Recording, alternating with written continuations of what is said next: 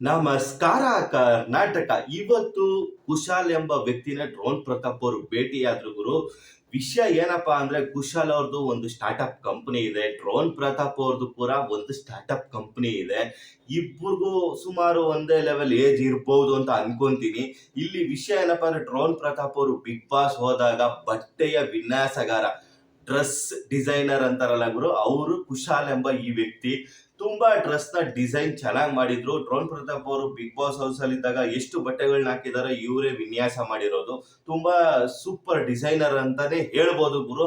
ಮತ್ತೆ ಇನ್ನೊಂದು ವಿಶೇಷ ಏನಪ್ಪಾ ಅಂದ್ರೆ, ಪ್ರತಿ ಒಂದು ಡಿಸೈನಿಂಗ್ ಬಟ್ಟೆ ಕಳಿಸಿದಾಗ ಡ್ರೋನ್ ಪ್ರತಾಪ್ ಅವರು ಬಿಗ್ ಬಾಸ್ ಅಲ್ಲಿ ಇದ್ದಾಗ ಎಲ್ಲಾ ಫೋಟೋಗಳ್ನು ಒಂದು ಆಲ್ಬಮ್ ಅಲ್ಲಿ ಇವರು ಅದನ್ನ ಹಾಕಿದ್ರು. ಆ ಫೋಟೋಗಳನ್ನೆಲ್ಲ ನೋಡಿ ಡ್ರೋನ್ ಪ್ರತಾಪ್ ಅವರು ಈ ಫೋಟೋ ಇಷ್ಟ ಆಗಿದೆ, ಆ ಫೋಟೋ ಇಷ್ಟ ಆಗಿದೆ ಅಂತ ಸೈನ್ ಬೇರೆ, ಒಂದು ಸೈನ್ ಆಟೋಗ್ರಾಫ್ ಕೂಡ ಹಾಕೊಟ್ರು ಅವರು.